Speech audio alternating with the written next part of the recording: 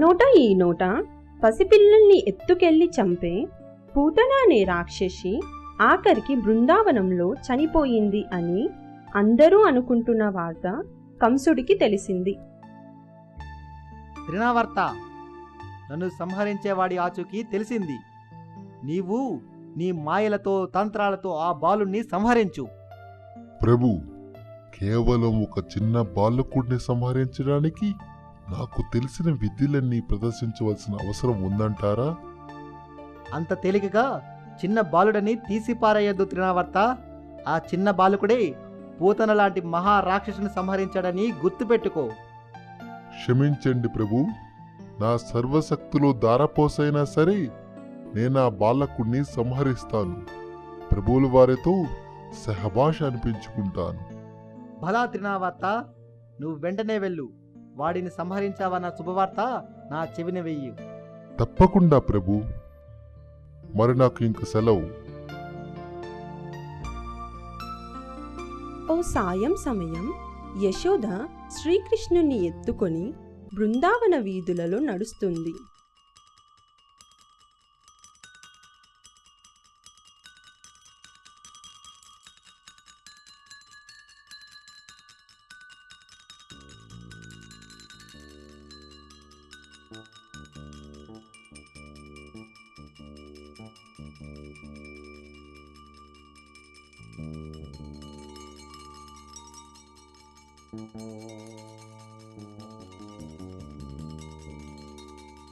ఉన్నట్టుండి ఎందుకో కన్నయ్య బరువు క్రమంగా పెరుగుతున్నట్లుగా అనిపించసాగింది.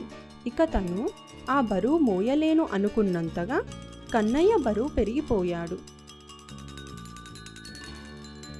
అబ్బా, ఏమిటి విడ్డూరం!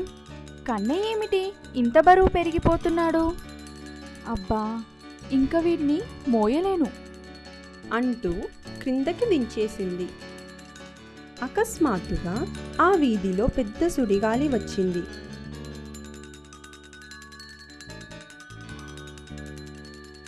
కొన్ని చెట్లు గాలిలోకి లేచిపోతున్నాయి. దుమ్ము ధూళి పైకి లేచింది. కంటికి ఏమీ కనిపించడం లేదు.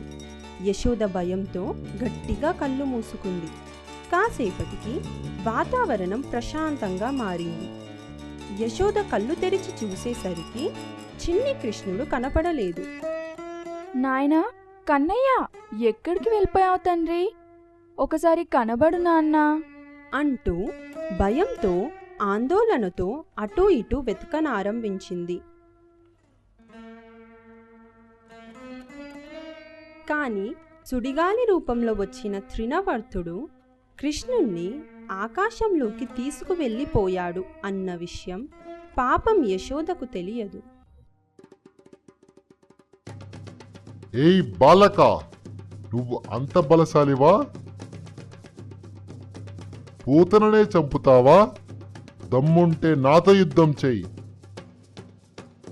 నీకు అంత సందేహంగా ఉందా?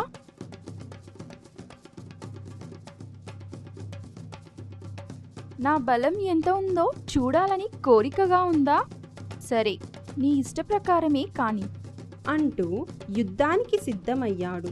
చిన్ని కృష్ణునికి త్రినవర్తుడికి మధ్య భీకర పోరు జరిగింది.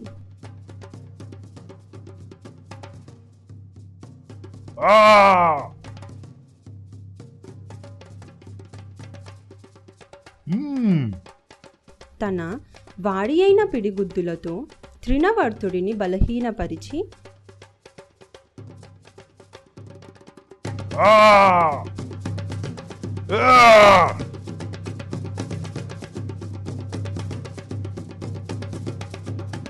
సంహరించాడు శ్రీకృష్ణుడు.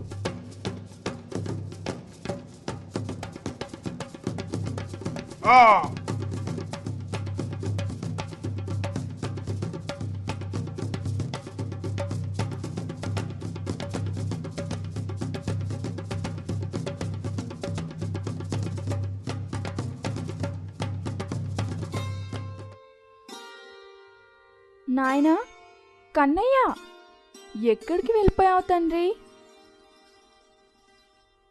ఒకసారి కనబడు నాన్నా. అమ్మా, నేను ఇక్కడే ఉన్నా. ఏమీ ఎరుగని వాడిలా తల్లి వెనుక నుండి ముందుకు వచ్చాడు. ఎక్కడికి వెళ్ళిపోయావు నాయనా?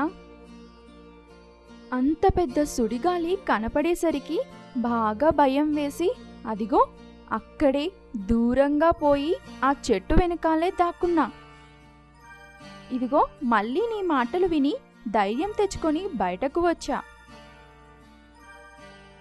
మరేం భయం లేదు నాయనా, నేనున్నానుగా. పద ఇంటికి వెళ్దాం అంటూ శ్రీకృష్ణుణ్ణి తీసుకుని ఇంటి వైపు నడుచుకుంటూ వెళ్ళింది.